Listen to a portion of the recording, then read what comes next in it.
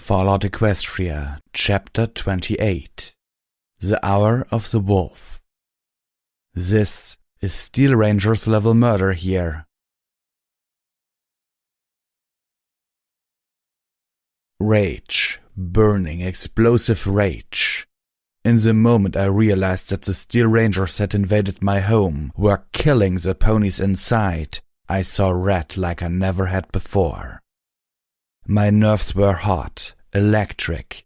I wanted to strike out, to slaughter the fuckers, to rip them apart from the inside out and keep stomping until they were nothing but paste under my hooves. But my enemies, the murderers who were defiling my home, were not here. It would be hours, even at Calamity's best speed, before we would make it to Stable 2. I wanted to hurt some pony now. My whole body and mind and soul screamed for justice and retribution. And if I couldn't have that, at least some pony to buck. But the only ponies around were my friends. So I stood there and raged in silence. And they were wise enough not to interfere.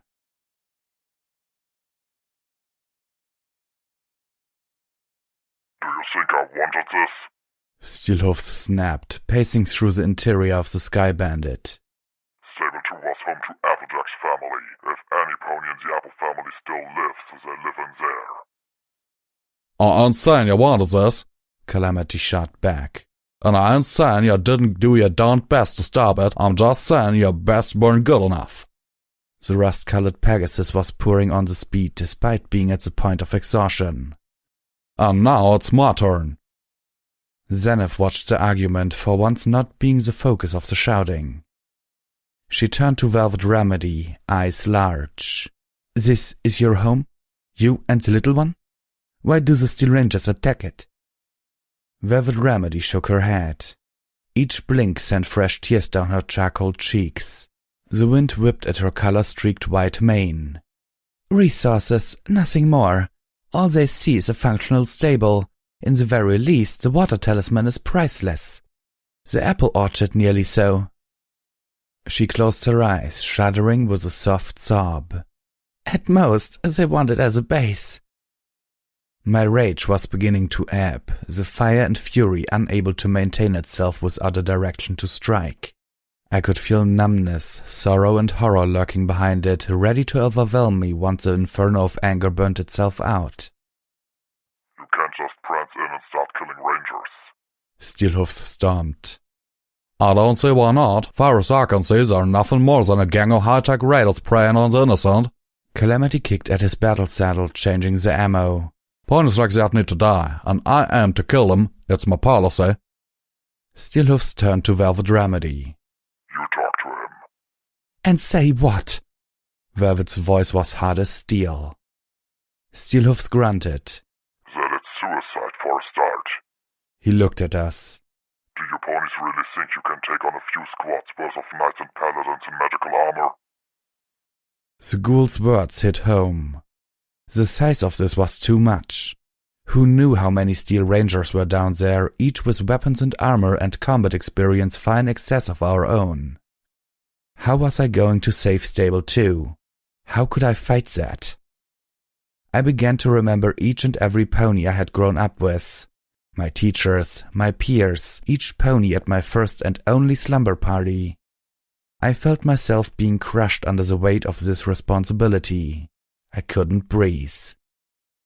You're gonna be surprised at what we can do. The armor-encased ghoul rounded on the Pegasus. I'm on your side here. Are you?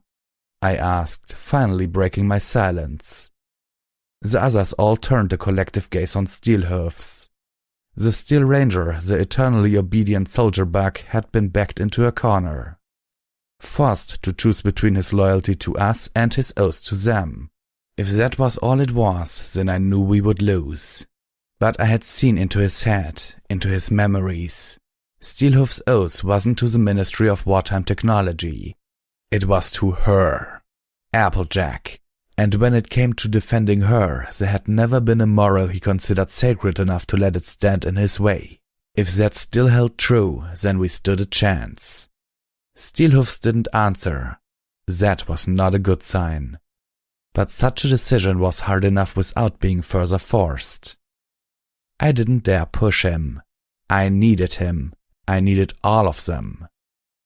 Well, that's just perfect, Calamity groused. Can you at least promise not to shoot us in the back when you do make up your mind? I wanted to tell the Pegasus to shut up. I knew Calamity had a right to say that, and right now he was the only one going beyond the pale just to get us there. But if I had any chance of not letting Stable 2 down, not letting every pony I had ever known die, I needed my friends to pull together. We needed to be strong. Instead, I was drowning. And all about me, they were splintering apart under the tension. Velvet Remedy nickered deprecatingly. Well, if we're making promises, maybe little Pip can promise that, if we win, she won't adopt any of them? I stumbled, sucker-punched even as I was fighting to breathe. Oh, come on, little Pip, Velvet said, rolling her eyes. It has not passed my notice that you have a habit of collecting ponies and now zebras who have nearly killed you. She shook her mane. I'll admit sometimes I wonder if there isn't any part of you that is doing it to get back at me. What? What the hell? Well, aside from just being the one who patches you up every time you get yourself hurt, I'm also the one who is at least a little responsible for you getting trapped out here to begin with, Velvet pointed out. Her normally beautiful voice sounded frayed. I could tell this was a return of nasty, bitchy Remedy who dealt with the horrors around her by thinking poorly of her friends. I had really hoped we'd left this Remedy behind. But there she was, buried under the surface, just waiting for enough stress on the fault lines of Velvet Remedy's personality to set her free. Are you sure there isn't a part of you that isn't trying to punish me by surrounding us with reminders of all the times you've nearly died out here? Well, Nelly, Calamity looked back. Is that how you think of me? Oh, goddesses. Please, I don't know if I can do this even with you. I can't do this without you. Stop it! All of you! I stomped, with all hoofs shaking. We can't tear apart now. Our home, my home, they need us. What good are we to them if we are already bleeding to death when we get there? Bits and truths, Calamity exclaimed. You're right, little pup. I'm sorry. As am I, Velvet Remedy said. The good Velvet was, at least for now, back again. I don't know what came over me. I guess I'm just not dealing with this well. So? Steelhoofs inquired, his voice calm as if the argument had never happened. Do you have a plan? I felt the wind blow through my coat and mane, ruffling my utility barding under the saddlebags and armor plating. I looked at each of them, suddenly feeling very small. My eyes fell to Velvet. This can't be just my decision. Velvet, this was your home too. My eyes pleaded with her. Silently I begged her to help me. Please, Velvet, please don't let this all be on me. This is home. These are our ponies. I can't have whether they live or die be all on me. I just can't. Velvet returned my gaze. In her teary eyes I saw a kindness that told me she understood and that she would take as much of this burden from me as she could. Velvet turned to the others. Steelhoofs is right. I doubt we have the firepower to take on the Steel Rangers, and even if we do, we couldn't hope to without losses, so we'll look for an avenue of diplomacy first. I nodded, weeping thankfully. Suddenly I could breathe again.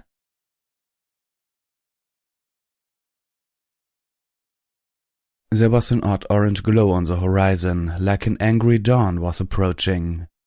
But the glow was from the wrong direction, and there were many hours before the first hints of daylight. The sun and the moon had gone wild, rising and setting by their own whims, but even those whims seemed to have clockwork precision. What are we looking at? Fires, Calamity answered.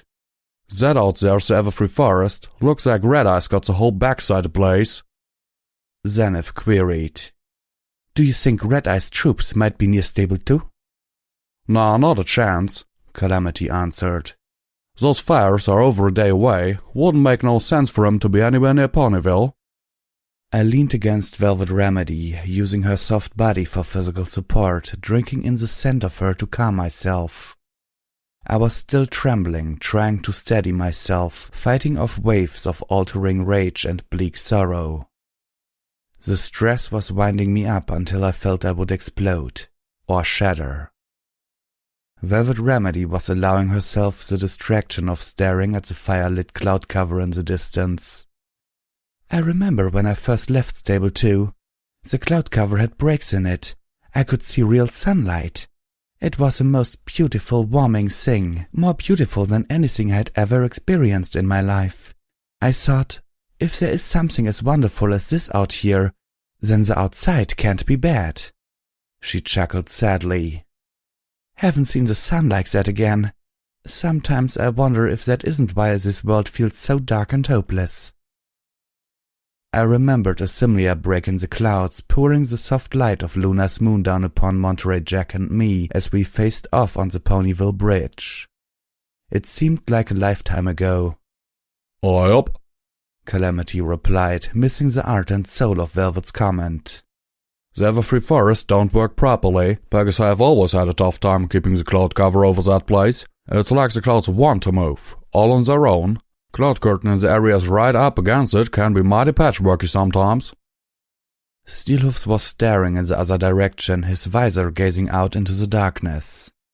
Finally, he admitted with a low rumble, I don't understand why Elder Blueberry Saber is doing this. I felt Velvet Remedy had covered that question fairly well earlier. Steelhoofs let out a breath. This is far outside her territory.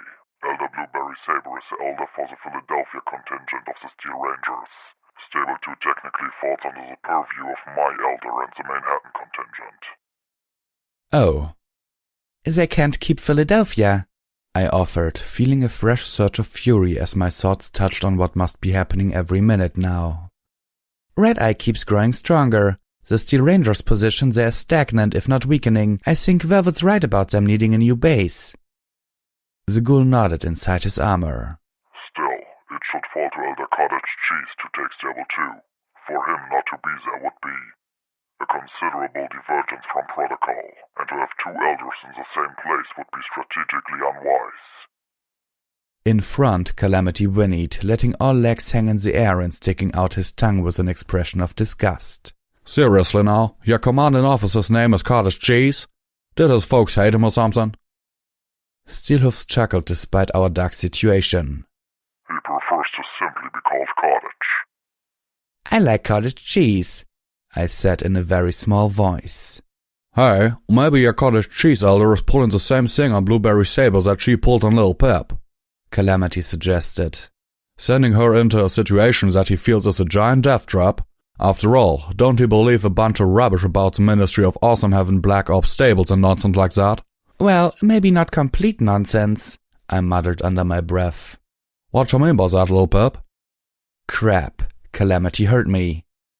Well, I mean that I saw Rainbow Dash and Pinkie Pie setting up Sakura to be a double agent for Equestria. Rainbow Dash said Sakura trained under the Ministry of Awesome's best trainers, which made it sound like MAW did that sort of thing a lot.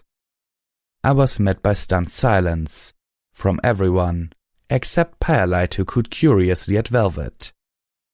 I had been slightly worried that mentioning I had a memory orb of Rainbow Dash might lead to Calamity demanding a recollector. I didn't want my Dashite friend losing himself in the orb the way Velvet often did with Fluttershy orb.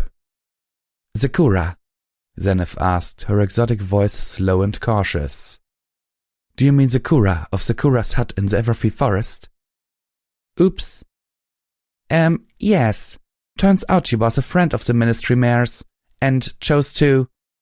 Was it really a good idea to tell Zenith that Sakura had gone undercover to betray the zebras? Sakura was a traitor. Steelhoofs growled dangerously. She was selling weapons technology to the zebras. He took a step towards me. She tried to give them the damn guns that would punch through Steel Ranger armor. Oh boy. No, not really. That was part of her cover? No, that is not true. Steelhoofs insisted adamantly. Fluttershy knew a zebra? Velvet Remedy's voice asked. At least that revelation, thanks the goddesses, probably didn't lead down dangerous paths. Oh, little Pip, maybe I ought to be explaining some of these memory ops you all been looking at. I groaned. Even staying away from personal memories like Steelhoof's memory orbs, or dangerous ones like anything involving Fluttershy and the damn mega spells, this would take a while. But part of me was thankful for the distraction. We still had a few hours to go.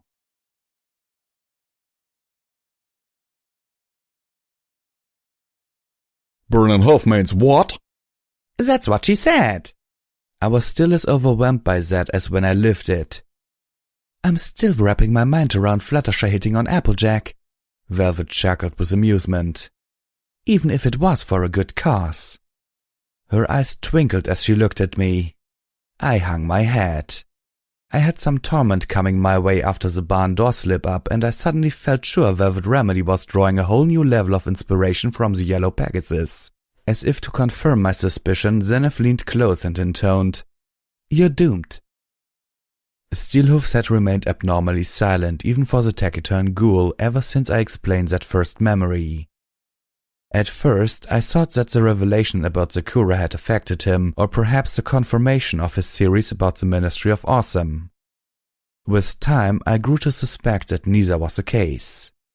Rather, I suspected that while we were distracting ourselves from the conflict that awaited us at Stable 2, Steelhoofs was plunged deep into his own internal turmoil and was working through it as best as he could before the moment of choice arrived. In a way, he was stronger than we were. Or at least than I was. The sound of rapid-fire pops floated up to us on the wind. We were approaching Ponyville.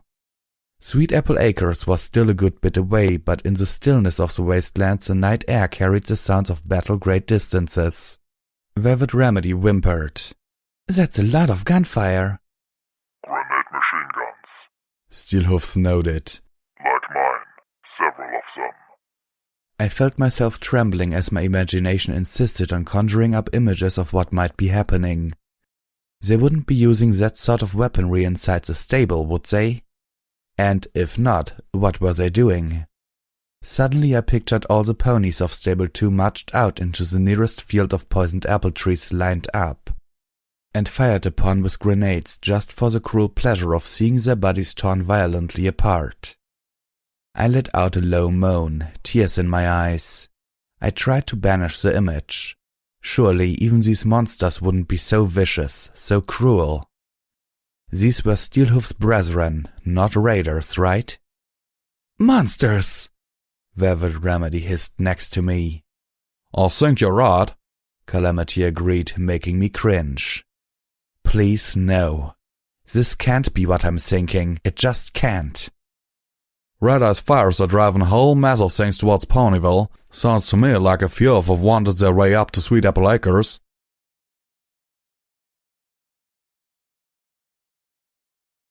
It was the deepest part of the night. There was a name for it that I couldn't remember.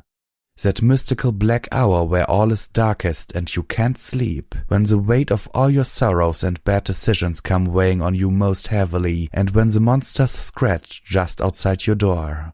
Velvet Remedy got up and started rummaging through the supplies we had stored in the back of the Sky Bandit, all those things we were keeping for trade or had intended to stash back at Junction R7, but didn't want to burden our saddlebags with, including every weapon Calamity had been able to strip from the ponies Stern had brought with her to attack my friends at the Philadelphia Tower. I began to reload my weapons. My choices were limited.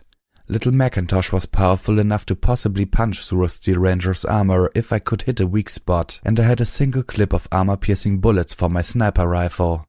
Only my Zebra rifle had sufficient armor-piercing rounds, thanks to both the convoy Calamity and I had looted outside of Philadelphia, and some additional ammo he had liberated from Stern's slavers. I floated the Zebra rifle in front of me, looking at it. My rage was beginning to boil again, pushing away the numbing pain. For once tonight, I put up a wall against it, trying to remain at least partially rational, not let this overwhelm me. Did I really want to use the zebra rifle against the Steel Rangers? On one hoof, these were my enemies and they deserved what they were going to get. And the rifle was the best weapon I had for putting a mess of them down. But the zebra rifle's enchantment. The bullets would do more than just punch through the armor. I'd seen what happens to a pony who is set on fire inside a suit of armor, and the memory still horrified me. Was I really ready to go spike on these ponies? "What is it what you're wearing?" Zenith gasped. Velvet Remedy responded gracefully. "We are going into battle against truly dangerous opponents. How foolish would I be not to go in wearing armor, and this is the best armor I possess." Velvet Remedy was wearing the Zebra Legionnaire armor. "Unless, of course, you wish to wear it," Velvet said kindly. "I think you have more claim to it than I do." Zenith considered that a moment, glancing towards Steelhoofs. "No, Equestria is my home." "Oh, horse apples," Calamity muttered to himself, wincing. Then, speaking up, Velvet, little Pip, I've got a request. And feel free to say no. I know it's asking a lot, and I have no right to ask." He paused a moment, then pushed forward. "But if we're gearing up for a big fight, then I've got some stuff stashed away not far away from here that might help. Only add about 15 minutes to our flight, I promise. But that's 15 minutes them Rager could be killing your kind." I was already feeling each second drop away with blood. 15 minutes more when we'd already taken so long. I couldn't bear the thought. "No," I said firmly. "We can't give them a minute more, much less 15. I took a deep breath. "But if you think it will help, then drop us off at the stable door and go. You can meet us back." "No," Velvet interrupted. "Splitting up is a bad idea. I don't want Calamity wandering the stable alone trying to find us. We all go in together." She was right. My suggestion was a bad one. "Calamity, go ahead," she continued. "We've taken hours to get here. If 15 minutes more is going to make that much difference, we've already lost. I know you wouldn't even bring this up if you didn't really think it would help, and anything that helps us get through this alive is worth 15 minutes. Calamity extended his wings, changing course. Sweet Apple Acres was now looming into view. The rolling hills of feeble trees bearing poisoned fruit, the old barn still standing, surprisingly intact. "You won't be able to go into the barn until next spring." I suddenly imagined that Applebloom had torn the original barn down while they excavated for Stable 2, then rebuilt it afterwards. When Stable-Tech built something, they built it to last. I could see sparkling lights in the air, like part of the night sky had descended through the clouds and landed in the middle of the farm. A swarm of evil stars. The pinpoint lights of muzzle flashes danced across the ground all around it. Zenith drew a sharp breath. "No." "What is it?" The zebra's eyes were wide with horror. "Starspawn." What the Steel Rangers fought was a horror out of zebra legends. A creature from beyond the moon, unleashed upon the world eons ago as a gift from the stars. The creature was massive and completely invisible save for the surging, living constellations of light that seemed to float around and inside of it. I brought up my eyes for what sparkle, but while the compass burst with lights from the ponies on the ground, most of which were a hostile red, my pip-bug couldn't lock onto the entity they were fighting at all. As far as it was concerned, nothing was there. Gunfire from the embattled Steel Rangers poured into thin air, and the starry air attacked back, crushing them or sending them flying. Rockets exploded, buffing parts of the creatures in fire long enough to get glimpses of its shape. I felt only mildly reassured that its structure seemed at least vaguely pony-like, with a head, body, and 4 legs. An eldritch roar blasted across the cloud-shrouded heavens. It sounded like the cosmos screaming in rage. My first instinct was to try to help. I wanted to run to their aid. It actually took a moment for me to remember that the ponies down there were our enemies. But not all of them. At least according to my EFS, and wasn't that enough? "We've got to help them," Steelhoofs insisted, voicing my own thoughts. "You wanted diplomacy, this would be the first step." "You cannot hope to fight a Starspawn," Zenith gasped. "What manner of fool are you?" All you can hope to is run and hide. Have you met us? Steelhoofs asked, and with those words I knew he had made his choice. Detour abandoned, Calamity winked towards the barn and flew us into the storm.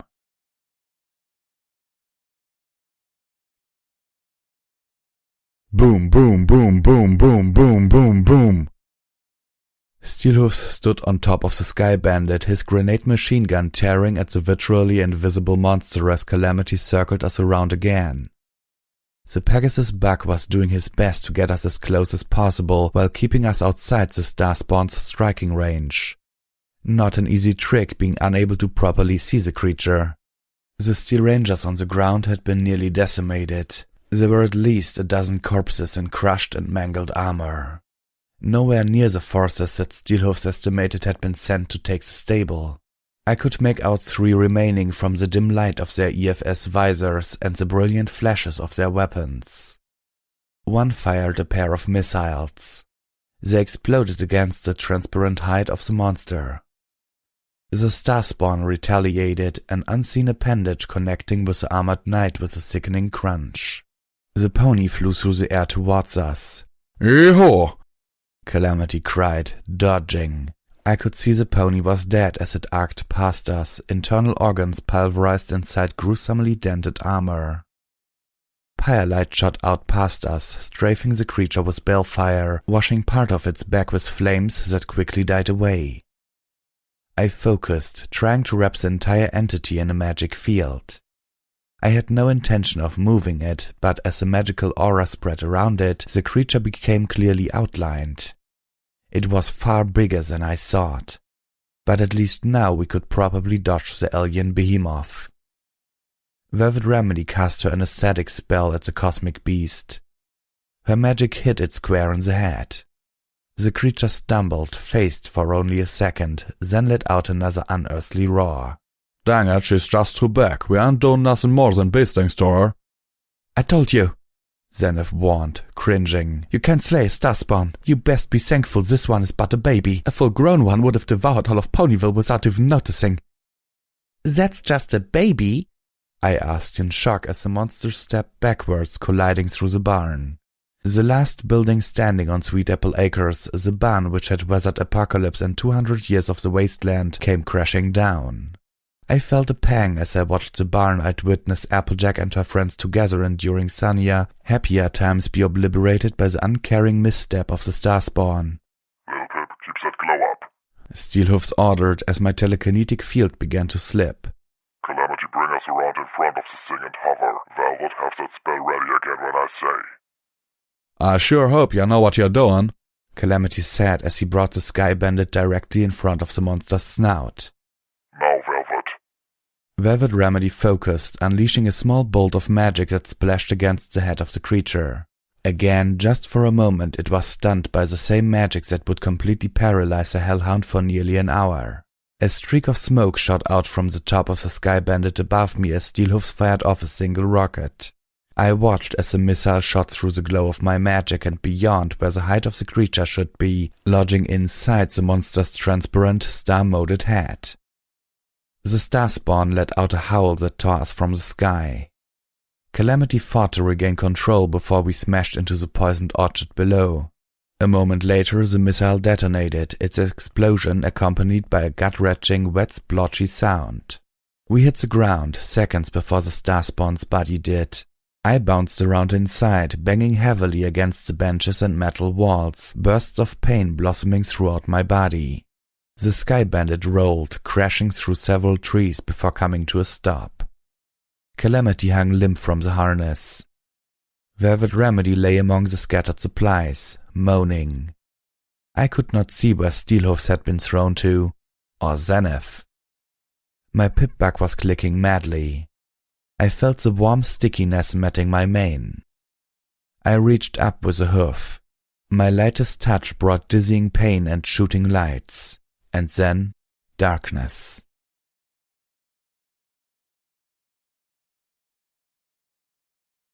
The bright spotlight from Steelhoof's helmet found me. Zenith trotted beside him, looking annoyingly unhurt. She had, I would learn, jumped out a window as we crashed, landing in a controlled roll that left her unmangled save for her mane. "Is every pony okay?" I asked weakly. Never better, Steelhooves said. The way my pip-bug was clicking, he may have been telling the truth. "You flew through a tree," Zenith countered. "Your back should be broken." Hard to keep down a Canterlot ghoul, Steelhooves replied. I got the feeling he enjoyed the way she gasped in near horror, stepping quickly away from him. "That's us," I smiled weakly. "Full of surprises." I looked to Steelhooves. "How did you kill the Starspawn? That was amazing." I'd seen an Ursa once before, back in the war. Steelhooves replied. From your outline, looked like the monsters they turned into weren't too physically different, just a bit nastier and a lot harder to see. So I fired where an Ursa's eye socket ought to have been and hoped for the best. Calamity had come to with a weary groan. Finding himself upside down in the sky-bandit's harness, he waved his forelegs as if hoping to flip the entire passenger wagon back over. It wasn't going to work. "Here, let me help," I called out and magically unhooked the harness. Calamity fell onto his back with a thump. "Oof!" Velvet Remedy hobbled out of the passenger wagon, dragging our medical supplies with her. I realized that we had probably scattered our belongings across 100 yards of irradiated cropland. But that would be a task for morning. First, we had to get through the night. At least I hadn't lost my weapons. "Every pony and zebra gather around," Velvet said politely, dropping her saddle boxes to the ground. "Your medical pony is going to patch you all up before we proceed further, while simultaneously managing to not take it as a bad omen that she's having to heal your wounds before you even get inside the stable door." Hold up right there, ponies. I heard a voice ordered from the darkness. 2 helmet spotlights pinned the group of us. The 2 Steel Rangers who had survived the Starspawn battle were moving towards us, weapons pointed, the lights from their EFS visors letting me know that they had targeting spells locked onto us. "Oh, wow. Came a sweet mare's voice from the second suit. Look, it's Elder Steelhooves." Star Paladin Steelhooves. The other corrected swiftly. And keep your weapon locked on him, Night Strawberry Lemonade. That one turned to face our ghoul companion. We have specific orders to send you on your way. You will not interfere with this operation. "That was awesome, Steelhooves, sir. The younger knight gushed, turning off her EFS. How'd you kill that thing?" Night Lemonade. The older Steel Ranger turned with a growl. You will bring your EFS back up and lock it onto your targets. Do you even realize which stable you are attacking? Steelhooves asked evenly. This is Stable 2, the stable built to preserve the Apple family and the ponies of Ponyville. This is the Apple family's farm. That barn had been the barn that the mayor of the Ministry of Wartime Technology, Applejack herself, had grown up in. That stable holds her kin. You are attacking the family of the Ministry Mayor of Wartime Technology. It is you who should leave, in utter shame. We have our orders, as do you. You are not my commanding officer, Paladin. Nor is Elder Blueberry Saber. Steelhooves stood his ground. And even if you were, these orders are wrong. This operation is a disgrace, and any pony involved in it does not deserve the title of Steel Ranger. The orders I'm giving you come from Elder Cottage Cheese himself. You are to leave at once and take your travel friends with you. The paladin turned to the knight once. And you bring up your eyes forward, sparkle, and lock on target. That is an order. "Sir?" Knight Strawberry Lemonade faltered. Star Paladin Steelhooves is right. This operation is wrong." The paladin turned to face the knight, a back-mounted light machine gun swiveling to lock on her now. You will bring up your sparkle and lock on target, or you will be facing a court-martial for disloyalty before the sun next sets. The paladin growled. Do I make my say? Blam! The paladin fell, twin bullet holes forming black zeros on his armored helmet. Knight Strawberry Lemonade backed up in shock. The rest of us turned to Calamity. What? I gave Diplomacy a chance. He obviously wasn't about to join the good guys.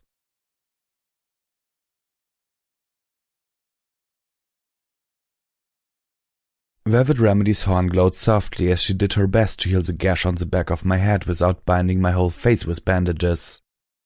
Fortunately, she said it looked and felt far worse than it actually was.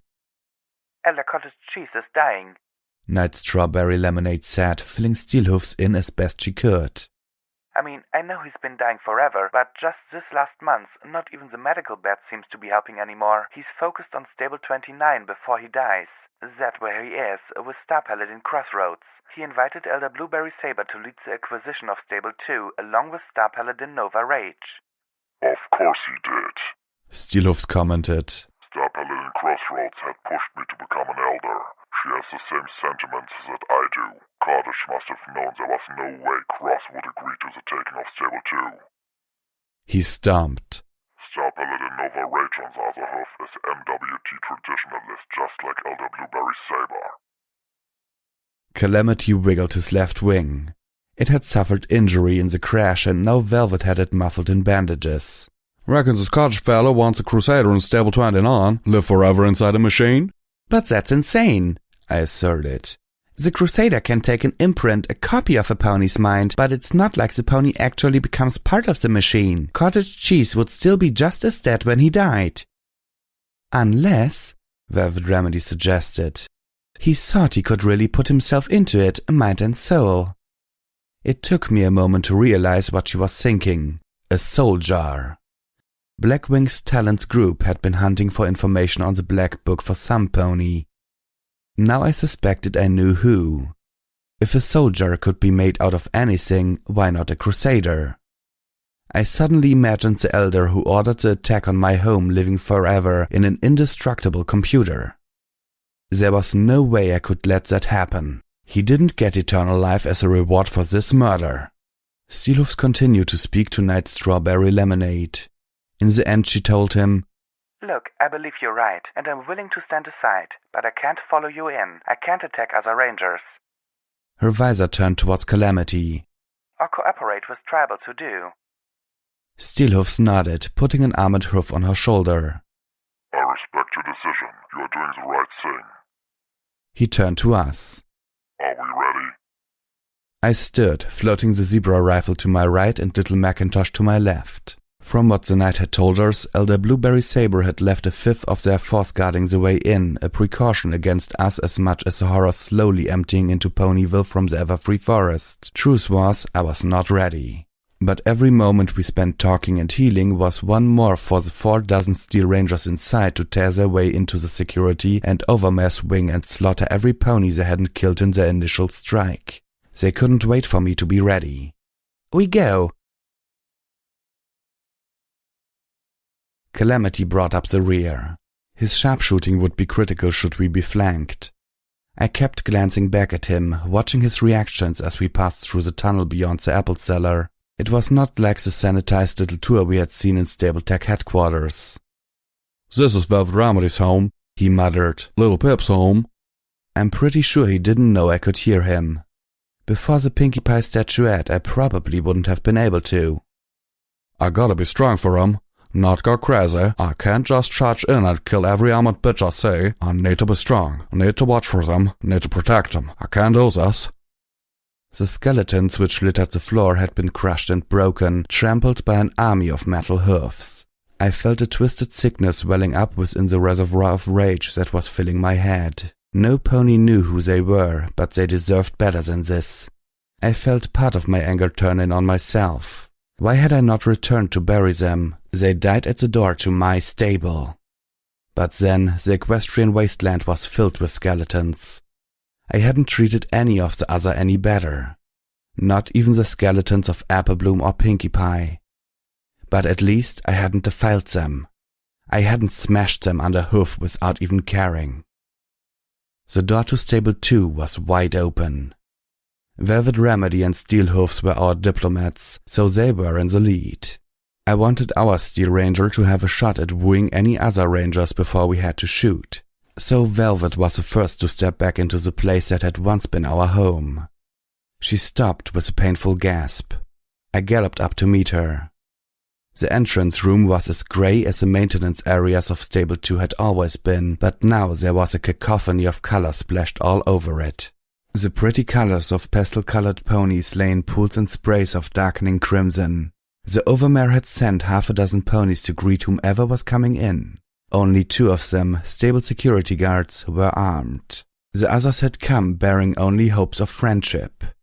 Scattered near the open muzzle of a magenta-coated young mare was a bouquet of flowers. A welcoming gift. The white flower petals were stained red. And the Steel Rangers had gunned them down. The pony in my head stood teetering on the edge of a great dark spiral, above covered with bones that led forever downwards into blackness.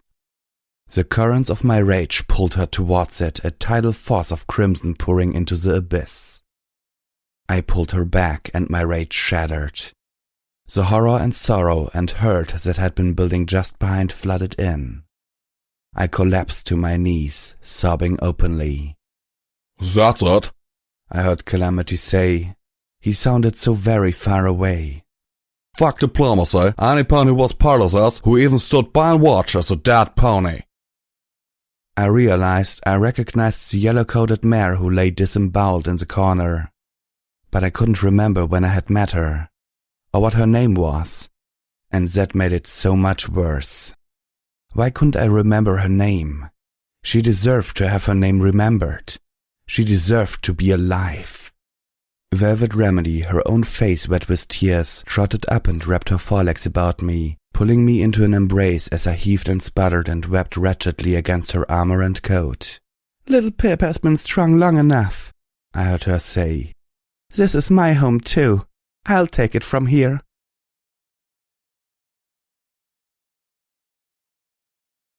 Calamity, Zenith and I formed our stealth team. As soon as I could quiet myself and move again, Velvet Remedy sent the 3 of us ahead. We were no longer looking to negotiate unless they offered the white flag first. Instead, we would strike first, fast and with finality. The first Steel Ranger, whom I pumped full of bullets from the Zebra rifle, died in agony, screaming as his internal organs burst into flame, cooking him from the inside out. I didn't feel any remorse, no sympathy, nor did I feel glee or even a grim satisfaction. My emotional deluge had left me fiercely numb and focused. The act was necessary and right, and beyond that had no more emotional impact than brushing my teeth. I no longer felt even a twinge of revulsion for what Spike had done defending his own home. We passed more dead ponies in every hallway. The Steel Ranger's attack had been brutal. But there were not nearly the number of dead that I would have expected. The Friendship Committee had been a well-calculated play on the Overmare's part. And when the Steel Rangers showed their true intentions right there in the entrance, they gave her enough forewarning for a rushed evacuation into the Security and Overmare's wing. I both laughed and hated her for that. So far, the maintenance wing had been hit the worst. The Steel Rangers had moved to secure it first, probably to prevent any pony from sabotaging the technology they were most interested in. The ponies down here had no time to get out before the Rangers had cut them off. I turned the familiar corner and found myself face to face with the Pip-Bug technician's stall. A fresh surge of emotion hit me as I saw the black scorch marks on the walls I had once cleaned. A red trail of blood ran along one wall, dipping at the end until it met the corpse of my mentor. If I ignored the missing leg, I could almost pretend that he was asleep on the job again. This was not the mural I had once hoped for. I was crying once more, my vision blurring, making the lights of my EFS swim. The door into my mentor's office lay open. There was movement inside. A red splotch on my compass. I waved the others back and started to creep forward. The Steel Ranger never saw me coming. I floated little Macintosh right up behind her head, just to the left of the fins. Blam, blam, blam, blam, blam! I unloaded the full cylinder into her brain.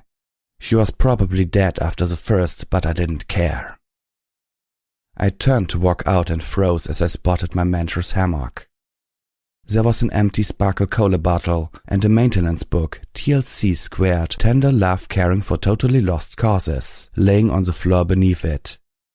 I remembered how my mentor would skim that book while talking in a direction vaguely connected to where I was sitting in rapt attention. Shedding tears of painful nostalgia, I floated the book into one of my saddlebags. I heard the distinct sound of Calamity's battle saddle. A moment later, Zenith and Calamity dove into the pip-bug technician stall. The hallway outside erupted in flame. Little Macintosh ain't stealthy, little pup. Zenith pulled a jar out of the small saddlebag she'd been using to carry her herbs and mixtures. She tossed it to the floor, where it shattered, spreading a licorice-scented goop. The zebra clopped her forehooves in the goop, then her hind hoofs. The rush of flames down the hallway stopped. A moment later, a grenade bounced into the room. I grabbed it with a telekinetic shroud and floated it back out the way it came. I heard a shout of alarm just before the explosion. Damn it, I hate unicorns, the Steel Ranger said, letting us know he had survived largely unscathed. I turned to Calamity and...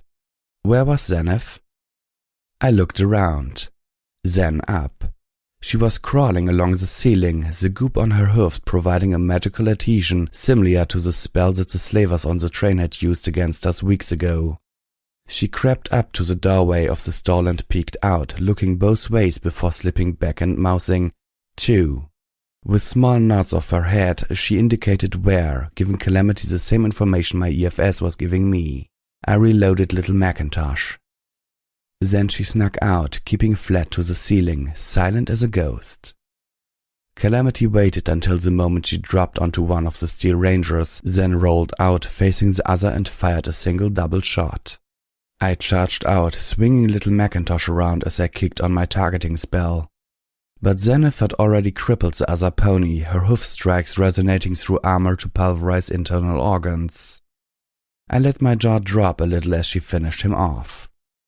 Fallen Caesar style scared the crap out of me.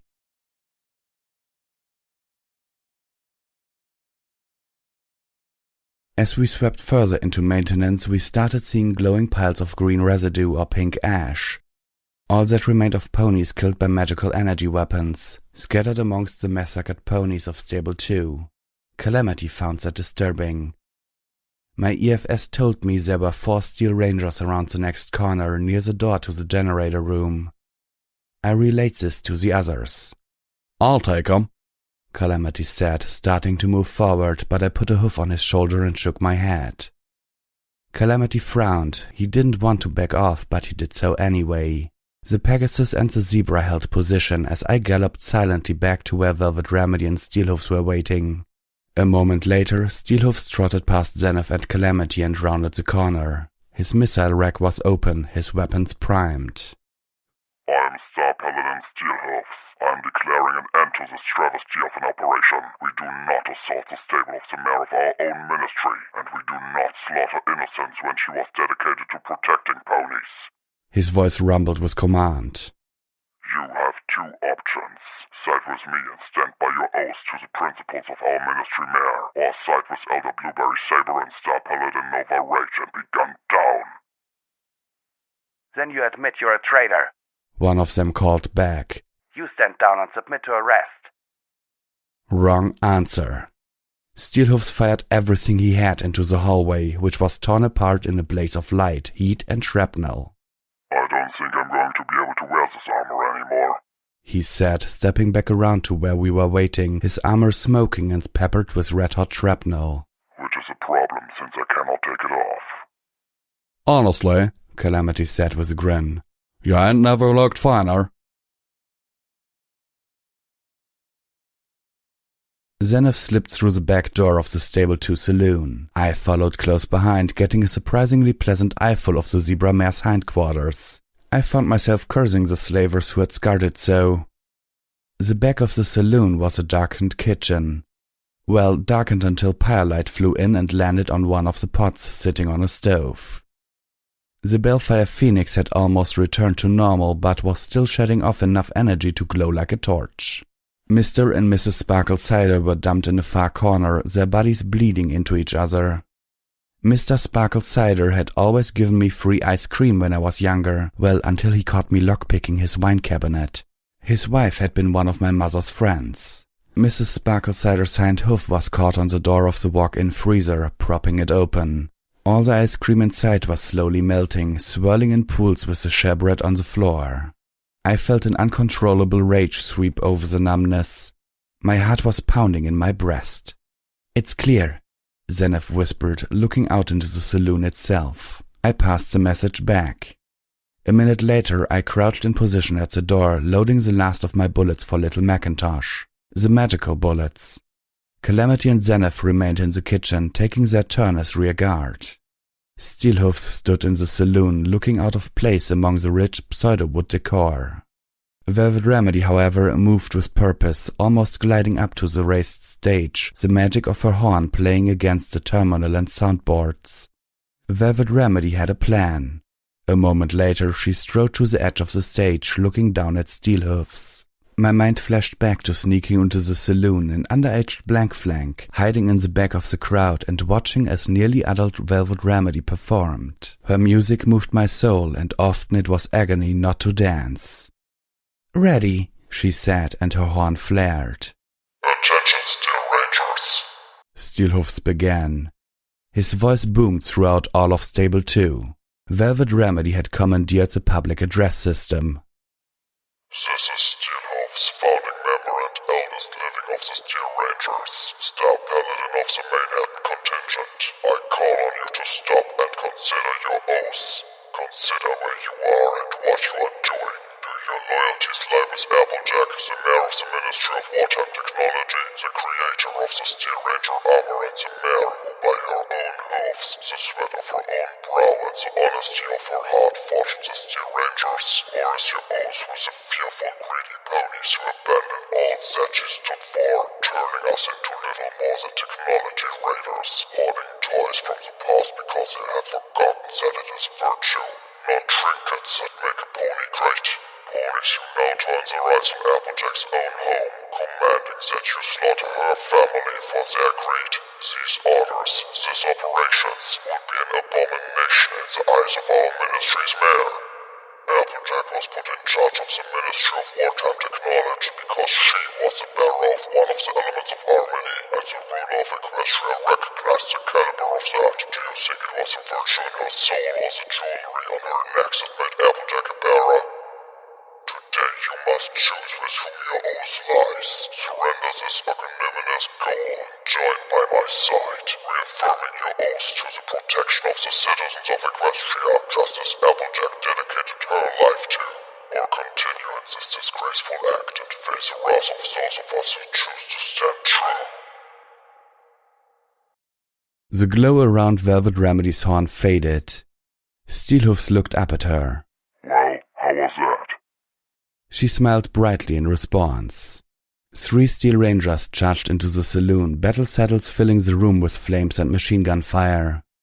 Steelhoofs fell in the first volley.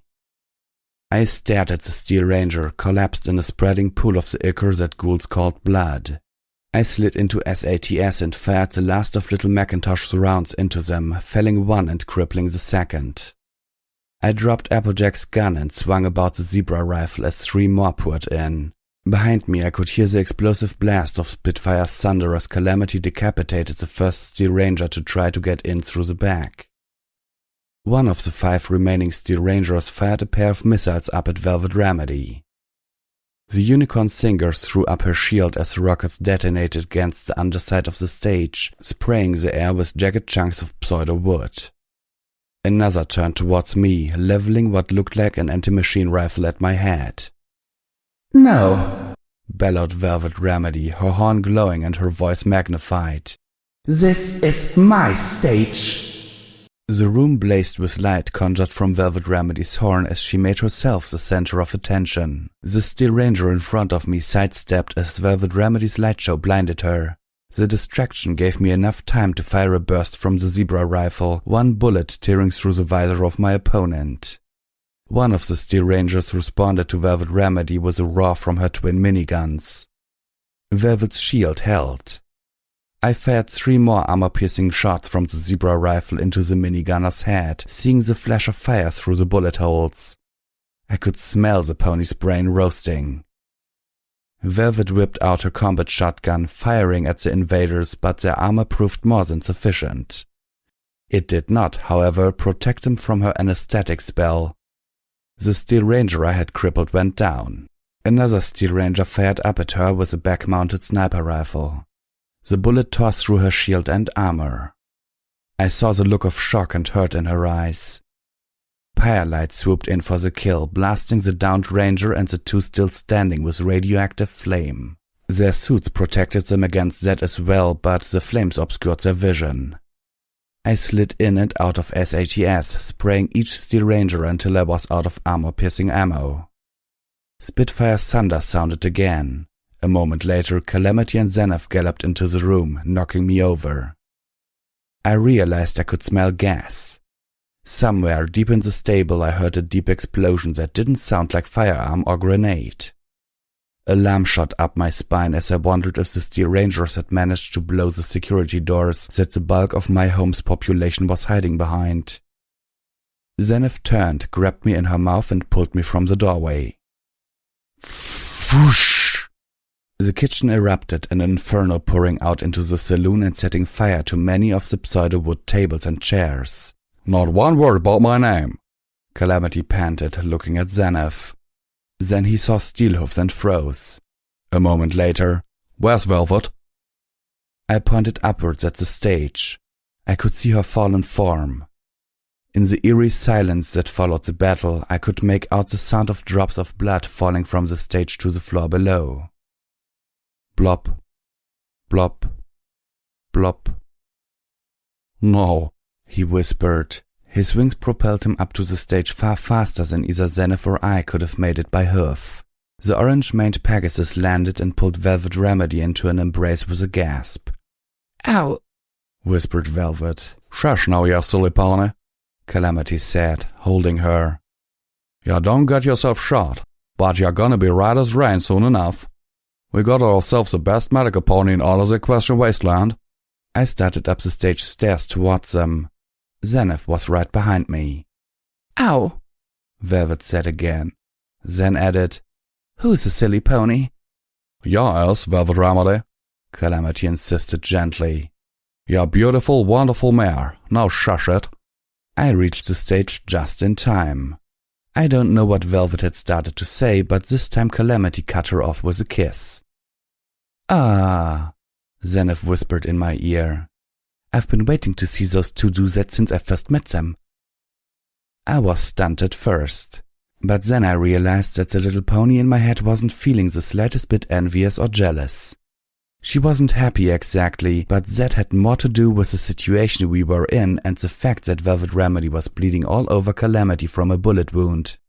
The air filled with an odd, unholy sound from down below. A chill filled the air. Steelhooves stood back up. My jaw hit the floor. I had sorely underestimated what it meant to be a Canterlot ghoul. I didn't have time to marvel. Oh, fuck! I moaned as two Steel Rangers took up positions outside, aiming grenade machine guns at the front windows of the saloon. Every pony, we've got to go! The Steel Ranger mare stepped through the door on the far end of the bathroom and opened up with a grenade machine gun of her own, blowing up the stalls and toilets between me and her. Heat washed over me, searing my lungs. Shrapnel cut at my armor and flesh, leaving me bleeding from dozens of small wounds. Outside, Calamity and Zenith crouched behind a row of lockers which I had floated into a barricade. We were getting close to the school where I had once taken my cutie mark aptitude test, and the place was swarming with Steel Rangers. I was out of ammo for Little Macintosh and was actually beginning to fear for the zebra rifle. We had been lucky taking them on one or two at a time, the element of surprise on our side. But now they were alert and moving against us in force. Only the narrow hallways prevented us from being surrounded or utterly overwhelmed. A missile flew over the lockers, exploding against the wall behind Zenith and Calamity. The explosion blew them both hard into the barricade. Calamity rose up, dazed and bleeding. Zenith didn't get up at all. Steelhooves, Velvet! I cried out. We need your help! The two of them were guarding our rear. Velvet considerably worse for wear even after downing both of our remaining extra strength restoration potions. She needed to stay out of the heavy fighting, but we couldn't spare her entirely. The farther in we got into the stable, the more ways to flank us opened up. Another thunderous explosion sounded from somewhere deep in the stable, followed by more. Water sprayed from all the destroyed toilets. The Steel Ranger's hoofsteps splashed as she approached closer. Give it up, little Pip. Crap. Surrender now, and Elder Blueberry Saber might just spare you and most of your friends. You won't get that offer from Nova Rage. Yeah, that was going to happen. I don't suppose I can talk you into surrendering to us? I called back. Is mass murder really the Earthpony way? Fuck you, she retorted and opened up with another barrage of grenades. I wrapped all the debris around me in telekinesis and pulled them together, creating a shield. It didn't work well. The first explosion blew the debris out of my magic's grasp, pummeling me with it. I felt bones break as pain surged throughout my body. More grenades detonated around me. My Pip-Bug screamed as every limb registered as crippled. My Pip-Bug politely told me I was dying from internal injuries. I couldn't feel them. My body was in shock. All I could feel was cold. 2 missiles streaked through the air overhead, entering the room from behind me. They hit the Steel Ranger, blowing her off her hoofs. She slid across the wet floor and collapsed in the corner, unmoving. Little Pip! Velvet Remedy cried out from forever away. I lost consciousness.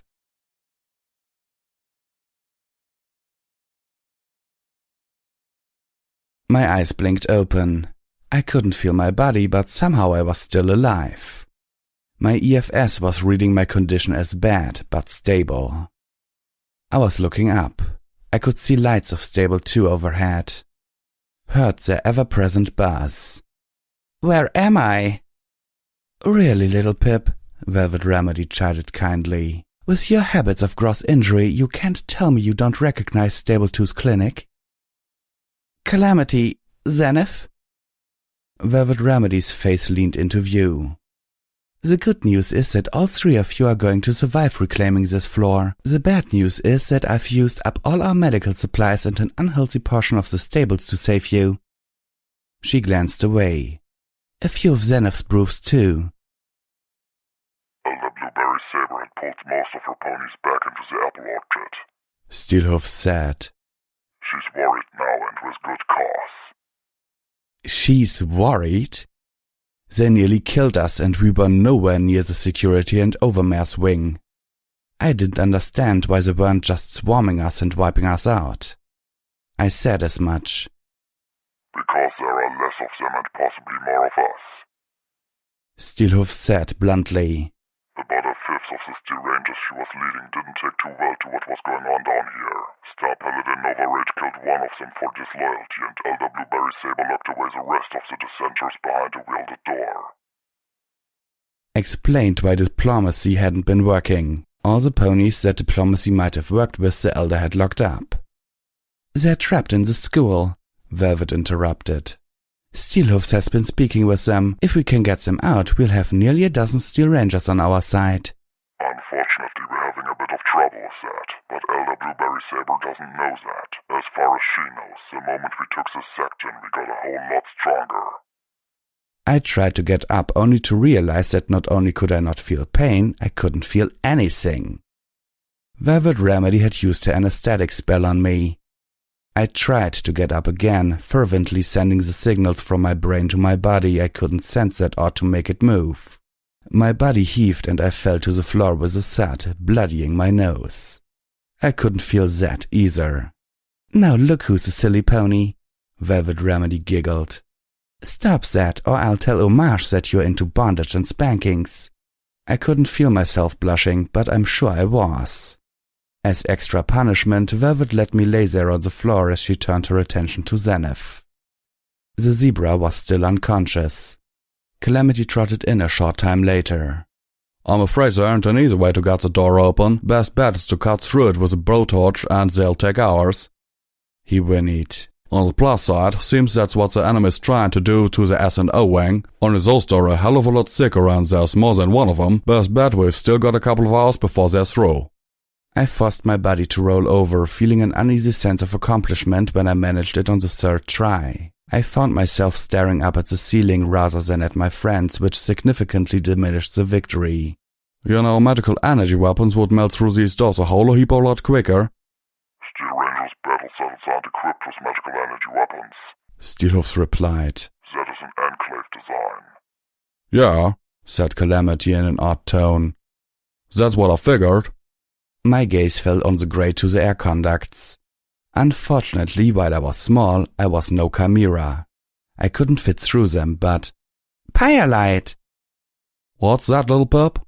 Calamity asked. Firelight can get through the air ducts. She can carry a blowtorch to the good guy Steel Rangers trapped inside the classroom. Let them cut their way out, I suggested. Plus she can carry in food and water to them while they work. I like it, Calamity said, the grin I couldn't see evident in his voice. Frees us up to continue the mission while we're still providing diplomatic relief. We had a plan. So did Elder Blueberry Saber. While we were busy, the bitch had welded shut every entrance into the atrium except for the passage through the orchard. The orchard was a huge, open space with only thin trees for nearly useless cover. She could amass her forces inside, creating a kill zone while a few of her soldiers worked on cutting through the security doors. The best plan I could come up with was to float more lockers in front of us, forming a wedge 2 lockers deep and 2 lockers high. Steelhoofs and Calamity were going to join me. Velvet had clearly taken far better care of us than of herself, unwilling to use up more than the minimal medical supplies on herself that we might have, and did, need later. She was still partially crippled from the gunshot wound, and I insisted that she stay behind as a liaison with Firelight. Zenith promised Calamity that she would stand guard over our wounded medical pony. To claim that I was in good shape would have been an outright lie. But the pain I was in when the spell wore off was not the worst I had felt, definitely better than being set on fire by a dragon or bucked between the thighs by a scarily strong raider. I could work through it. My legs fore and hind all seemed to work, if stiffly, and could breathe without too much effort and feel my heartbeat. Plus I had my magic and my pip-buck. I was not in optimal fighting shape, but I really didn't need more. And there were ponies counting on me. I'd already seen too many ponies whom I recognized lying dead on the stable floor. I wouldn't allow Elder Blueberry Saber or Star Paladin Nova Rage to add to that number. Steelhoofs trotted up behind me as I floated the lockers into formation. A moment later, another Steel Ranger trotted up. Only it wasn't a Steel Ranger. It was Calamity, wearing a Steel Ranger's armor from the neck back. His black desperado hat was still firmly on his orange mane, and he held Spitfire's thunder in his mouth. What are you doing wearing that armor? Steelhoofs demanded. Calamity just gave him a look. Okay, then how do you expect to fight in that? Magically powered armor requires months of training to perform even adequately in. Waff, man. Calamity mouthed through his grip on the unique anti-machine rifle. I shook my head, sending up a prayer to Luna for our coming battle and a prayer to Celestia to keep Zenith and Velvet Remedy safe. I telekinetically triggered the door. My brilliant battle strategy lasted about 2 minutes. Like with the debris before, my magic couldn't hold the lockers against the explosive force of their missiles and grenades. I was forced to plant our barricade in the ground, creating a makeshift pillbox about 20 yards into the orchard. The Steel Rangers quickly surrounded us, firing into the lockers, slowing, tearing away at our shielding. Our line of sight was limited to small cracks between the lockers, purposefully not large enough to allow a grenade. Even so, I had focused my magic on flinging all grenades back at our attackers until they stopped trying that. The gaps were too small for Steelhoofs to fire through. Calamity was using Spitfire's thunder to great effect, downing a Steel Ranger every time one was foolish enough to make herself or himself visible. The noise was deafening in our metal cage. My ears were ringing so badly I felt I would vomit, but I stayed on task. But the Pegasus was down to less than half a dozen rounds of a rare ammo, even after having pilfered some from the battle saddle of the anti-machine rifle ranger in the saloon. And the twin minigun battle saddle integrated into his armor couldn't be aimed through the tiny cracks. The Zebra rifle was out of armor-piercing bullets, and the normal sword didn't have the penetrating power to take down a steel ranger. I was using my sniper rifle now. It was out of armor-piercing ammo, but a well-placed shot to a weaker part of their armor would still go through. Part of me felt chagrin that I was becoming so practiced at defeating Applejack's creations. Calamity and I kept firing. Son of a... Calamity mouthed as he fired a final shot. He motioned to me that he was out of ammo. My hope had been that we could take out enough of them to make moving again an option. From all the red lights on my eyes-forward sparkle we had done admiringly, but we were still doomed. I had walked us into a trap with yet another stupid plan. And this time I had probably gotten all of us killed. I wasn't ready to give up just yet. It was about time to try a rush and gallop. Steelhooves and Calamity still had their battle saddles, and for the first time the one pony not in any danger of running out of ammo was our ghoul. Finally, being willing to scavenge ammo helped immensely. I focused, floating the lockers, and hurled them in all directions, aiming at the red marks on my EFS compass. There wasn't a lot of force behind the throw, but I released them just before they hit, and suddenly they went from flying weightless lockers to flying damn heavy lockers. A chorus of thuds rang out as several steel rangers were clobbered and trapped underneath. Unfortunately, steel ranger armor made them strong. They began to buck the metal weights off faster than I expected. We took off at a gallop, running across the orchard for the opposite door. Gunfire and explosions erupted all around us. Dirt and wood filled the air. A missile roared past me, disappearing into the foliage of an apple tree before exploding. I felt applesauce splatter my face. Steelhooves fired forward, clearing a way ahead. Calamity, bemoaning the magically powered armor's lack of wings, spun and poured out suppressive fire behind us. Several steel rangers fired back with light machine guns and miniguns, but their shots glanced off the power armor he was wearing. Calamity swiftly turned, racing to catch up before one of them returned his fire with a missile or a sniper round. He was doing far better in the suit than Steelhooves had anticipated, but nowhere near as well as Calamity himself had expected. Still, it looked like we would make it. I pushed as far as my battle-weakened and overstrained body would take me, and I was the first to reach the door. It was locked. And trapped. Of course. But this was not a problem for me. Well, not one of skill or tools. It was a problem of time. Calamity and Steelhooves reached me as I attempted to disarm the explosive. Steelhooves began to guide me through it, his skills far surpassing my own, while Calamity turned to face the approaching raiders. "Give it up," called out Elder Blueberry Saber as the Steel Rangers advanced, encircling us. I heard a click as the bomb disarmed. Now for the door. I heard more clicks as every enemy Steel Ranger in the apple orchard reloaded. Elder Blueberry Saber called out again. "Last chance. Give it up." I sighed. Damn it. This was a damn Ministry of Morale rooftop all over again.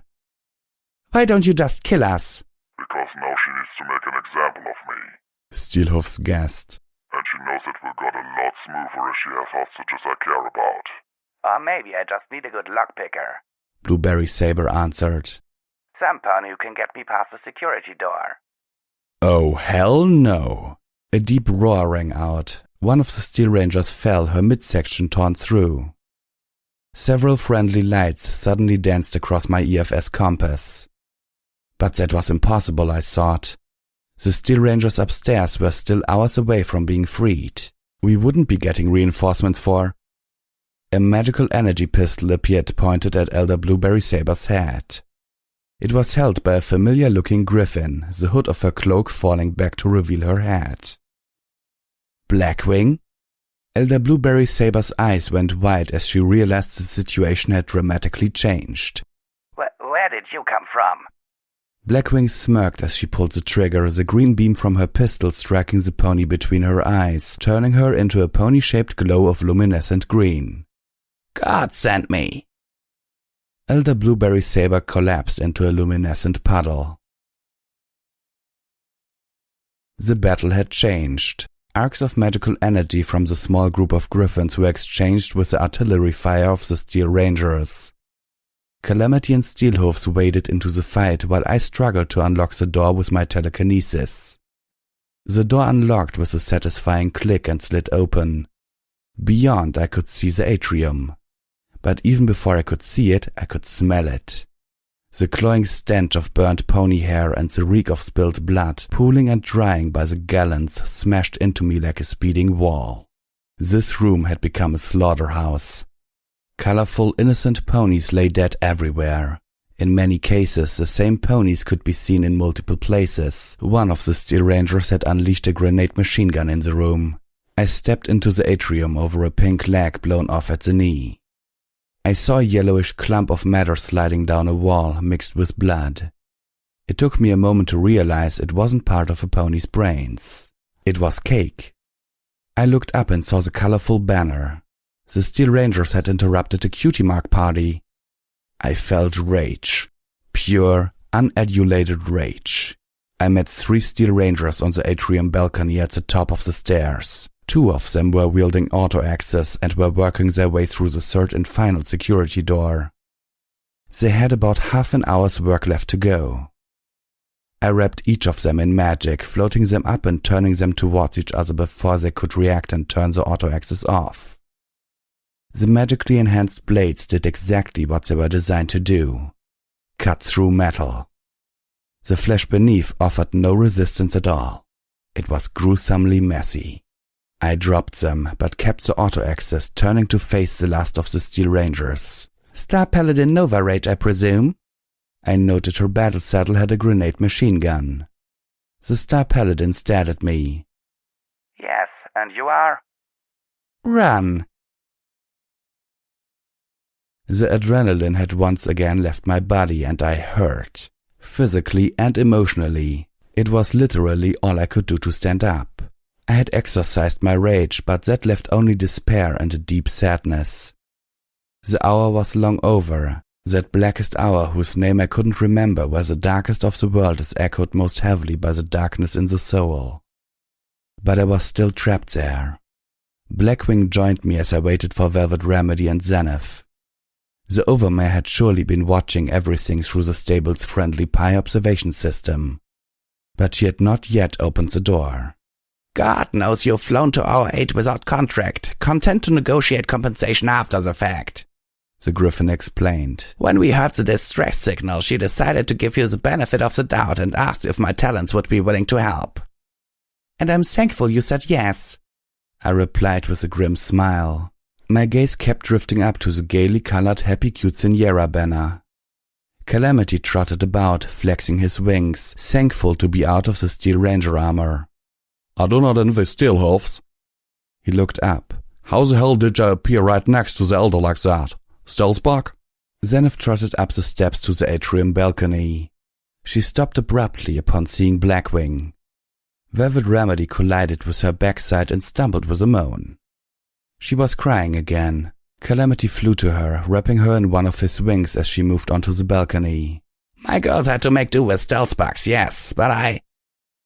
Where did you get that cloak? Zenith interrupted. Blackwing gave the zebra a tolerant smirk. Yes, as I was saying, zebra stealth cloak. She fixed me with a serious look.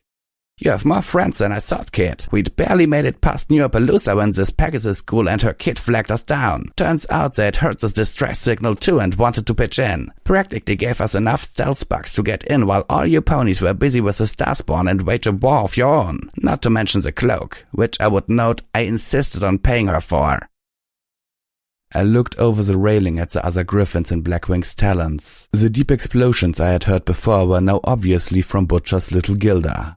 I think she wanted to come in herself, but, well, she has a kid. A frown passed across Blackwing's beak. Whom I'm really hoping she adopted, because if not, Sorry we didn't get to you sooner, Butcher called up to us. Managed to get ourselves trapped in the generator room for the longest time, but then you ponies came along and not only take out the guards sealing us in, but most of the door too. I was standing in an abattoir that had once been my home, and yet I found myself laughing. It was not a good laugh. It was a hurting, horrified, emotionally wrong laugh. The laugh of a pony that can't scream or cry. I forced myself to stop as the security door slid open. The overmare stood there, gazing at us. Behind her was a throng of terrified ponies. "Is it safe?" one of them asked. I found that I couldn't find my voice. I was petrified. "Aye up," Calamity answered for us. "Rooted out the last of them. The ones in the school are good ponies who just got wrapped up in something really horrible bad. They'll be leaving soon with us." The auto X was making cutting through the welded door a much quicker task. "Thank you," the overmare said to all of us. Then she shoots the other ponies back inside. They did not need to see any more of what had become of the atrium. "Little Pip, Velvet Remedy, would you please come in?" The overmare motioned for us to enter the formerly sealed wing. Calamity slid his wing from Velvet and poked her towards the overmare with his nose. She moved slowly, but with ladylike grace. I followed, feeling clumsy and small and horrible.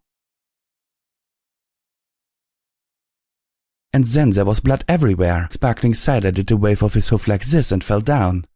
As the overmare slowly guided us through the crowd towards her office, a familiar voice froze me in place. "Mother?" I looked up, and there she was, standing in a small clique of friends, notably absent Mrs. Sparkle Cider. She turned and looked at me with a vaguely scandalized expression. "Is that little Pip?" she asked one of her friends. The other mare answered in the affirmative. "I don't even recognize her," Mother said, not with awe or maliciousness, but as a casual statement of truth. I felt all the life drained from me as she looked me over. My blood had turned to ice water. My stomach nodded up, then sank to the lowest part of my body it could find. The world seemed to stretch away from me. She turned away from me, delving back into her conversation, my presence barely augmenting her tale. "I was traumatized. I'm going to have nightmares of this forever. I'm going to need therapy. And as horrible as this sounds, my first thought was that we'll never come out of this apron. Because he was wearing that lovely yellow one with the—" I spotted the glow from her horn, so very soft, and the bottle floating nearby, surrounded in the same light. She was drunk. Of course she was drunk. That's how she had always protected herself from whatever crisis she thought she was going through, and this had been a real one. Still, she was alive. Alive and exactly the same. I was right here, again. "Mom?" Suddenly, Velvet Remedy was between us, and her hoof was striking my mother across the face so hard it knocked her down. I stared. Velvet Remedy had just hit my mother. Velvet Remedy's voice sounded like she was throwing all the hurt and rage in her behind it. It wasn't a scream, but it was somehow much louder than that. "You have suffered nothing." She turned from my wide-eyed mother and lowered her head, pushing me away.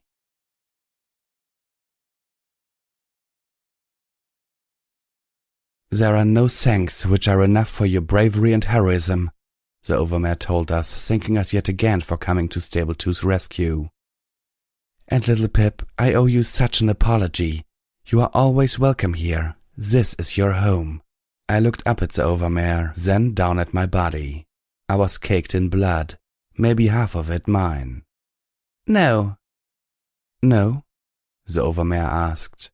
"I have no place here, not anymore." I looked up at Velvet Remedy, who was laying on a couch in the overmare's office across from me. "I've been outside for 5 weeks, and look at me. As much as I try, I'm not the same pony I was when I left, and I never can be. The wasteland has changed me, bloodied me, maybe even poisoned me like it has everything else outside. I can't come back. I can't bring that poison in here." "I think it's already gotten in," the overmare said sadly. I nodded. "I know, but these ponies are good ponies, innocent ponies. They need to treasure that and hold it as long as they can. You need to wash away the blood, clean away the bodies, try to make Stable 2 right again. Tonight will be enough of a nightmare already." The overmare nodded. Then, is there anything I can do for you in return for all you've done for us? I thought about it, then looked into her eyes. Yes. First, we need to arrange some sort of payment for the griffins. Payment? The Overmare blinked. Ah, I see. They are mercenaries. Mercenaries who came to Stable 2's aid without contract or promise of payment, Velvet Remedy swiftly added. Because they trust us to do right by them in return. Then I will not sully your reputation, Velvet darling. The Overmare turned to me. And there was something else? Yes, I want access to the Overmare records. That she did balk at. I want to look at the population records and nothing more. Somehow she liked that even less. I do as well, Velvet Remedy said, getting up and moving to my side. I was still conflicted, wanting to simultaneously hug her and bug her for striking my mother.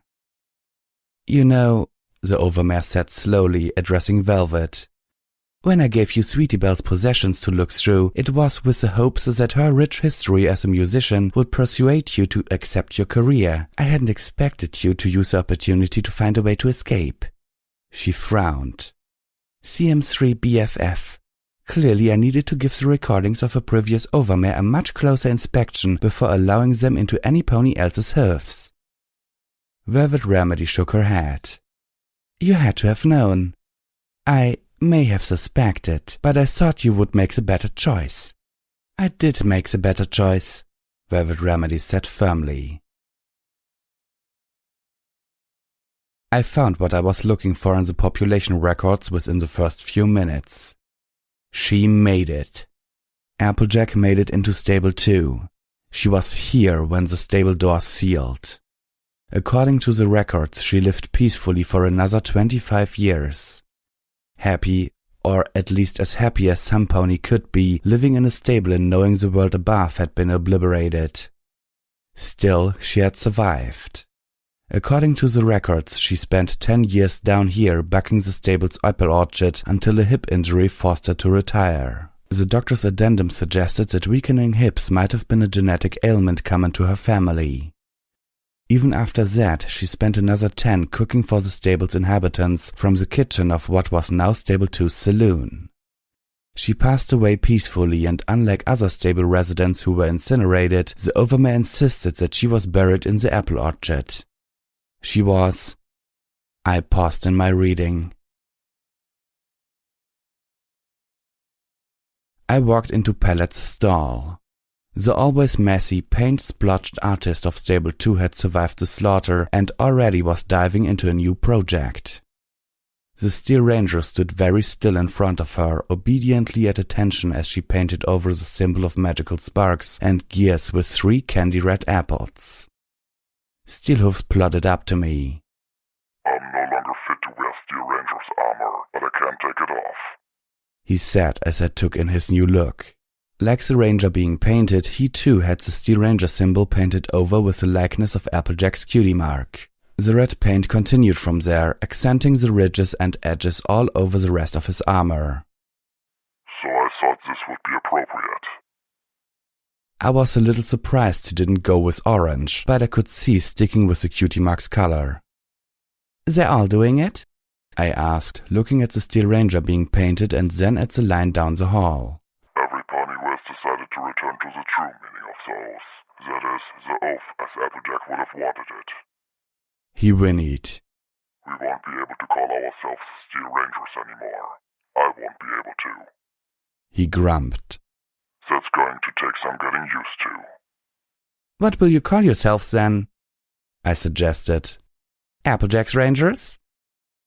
I'm hardly worse of that, but maybe. We will see. For now, we're simply outcasts. He looked away, his metal-sheathed tail swinging. I have to go just for a little bit. I'm taking the others up to Stable 29. I've been in contact with Star Paladin Crossroads, and she immediately joined the cause. She's already planning to make Stable 29 into some place we can operate out of. All it needs is a functioning water talisman, but there's another problem. Elder Cottage cheese. As Calamity would say, yep. Steelhoof snickered. Looks like you were right about him. Cross says he's sent a squad of Steel Rangers to the Canterlot ruins to retrieve that black book for him, but they haven't returned yet. If we can get to Stable 29 before they do. You have a right. Do you think Calamity can haul 10 more Steel Ranger outcasts all the way to Fatlock? It's a passenger wagon, I commented. Besides, have you met us? Steelhoofs laughed. Alright, but after you drop us off, you need to head on to Ten Pony Tower. No more delays. I'll catch up to you later, I promise. I nodded solemnly. I was going to hold him to that. I started to walk away and then remembered what had caused me to seek him out. Steelhoofs, we need to talk somewhere private. Applejack didn't leave you. Steelhoofs shook his head. Yes, she did. She chose to be with her family, and I don't blame her for that. I never have. He paced a little. We weren't exactly... Our relationship was in a bad place. We were trying to put it back together, but it really wasn't going to work, and we both knew it. I loved her, and I let her go. I whimpered inside, but stood firm. No, Apple Snack, I said, using his real name. She loved you. She tried to come back to you, but the Overmare wouldn't let her. He stopped pacing and looked at me. Wouldn't let her? She helped her family into the stable, and the Overmare closed the door. Applejack didn't know that the Stable 2 Overmare was under strict orders not to open the door for anyone, under any circumstances. Not until the atmospheric and soil monitors read that the world above was clean and safe again. It's been 200 years. I know, Stabletech grossly miscalculated how long it would take, but that didn't matter because there was no safe way Sweetie Belle was going to let Applejack out. Applejack wanted to leave. She wanted to find you. The record for Applejack is full of annotations about her arguments with Sweetie Belle over this. But of course, with her condition, and with the readings outside, there was no way Sweetie Belle was going to let her back out. Steelhoofs stomped. Wait, her condition? Was she hurt? If those zebras... I could feel my heart sink. Oh, goddesses, he didn't know. Steelhoofs, I said, my voice sounding tender and small in my own ears. Applejack was pregnant.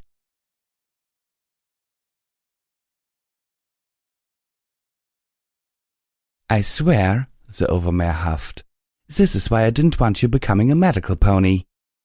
Velvet Remedy glared at her crossly. You just can't help yourself. You dig and pry. You and Little Pip are a match, you know. Velvet took a deep breath. You have a serious problem here. Have you even looked at the population records? Do you have any idea how many of the original inhabitants of this stable were extended members of the Apple family? By Celestia, even Little Pip and I have a common Apple ancestor 6 generations back. I had stopped just inside the Overmare's office watching the two mares argue. Neither had noticed me. That's not a big deal. 6 generations is a lot. This entire stable is in danger of becoming completely inbred, Velvet Remedy shot back. I'd say that's a big deal. Little Pip was wrong. You can't stay locked up in here for much longer. Hello, I finally said. The two mares turned to look at me with matching shocked expressions. Maybe there's another way?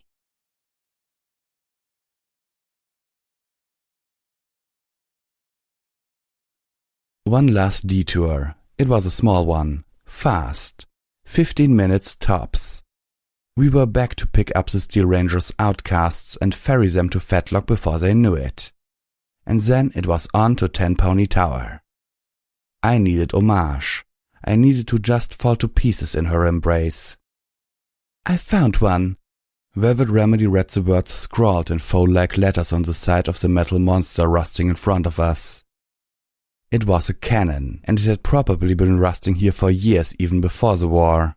The goddesses only knew what it had been doing this secluded portion of Sweet Apple Acres. The trees here grew close. The cannon would have only been visible to a Pegasus flying almost directly overhead, and it certainly didn't seem pointed any place strategic. Small patches of the old metal muzzle were still polished enough to reflect the orange light of the rising sun. The base was partially sunken into the ground amongst several large rocks, making the weapon cant strangely. Nearby was a crumbling picnic table. There were a few planks of wood nailed to a dead tree behind me. "How would this have helped?" Zenith asked Calamity. I had to admit I was asking the same question. This old metal monster couldn't possibly fire. Calamity chuckled. Not a cannon. He trotted around the pile of large stones that the base was partially leaning against. He tapped his hoof on one, then another. This one? "A rock?" I asked. The Rock of Destiny? Our Pegasus friend says, grinning cryptically. I was tired, physically and mentally exhausted. I couldn't keep up. "Destiny is a rock?" Even Velvet Remedy was looking confused.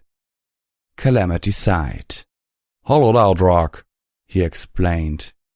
This rock has been used by every Dashite since the first Pegasus was hunted down by the Enclave and branded for leaving. It's enchanted to open only for somebody who doesn't know the proper passphrase. He looked down at the apparently special rock. Every Dashite had put something in here, some token of the lives they left behind. "How did a Pegasus enchant a rock?" Velvet Remedy asked. Calamity shrugged. "Well, I assume she had some pony else do it for her." "Or perhaps a zebra helped her," Zenith offered. Calamity took a deep breath, tapped at the rock again with his hoof, and said loudly and clearly, "Cutie marks don't matter."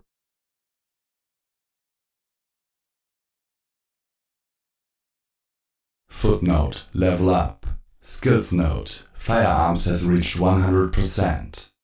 New perk: Zebra Augmented Pony. You have allowed your body to be permanently enhanced through Zebra Alchemy. You gain 10% to your poison, fire and radiation resistance and +3 to your damage threshold.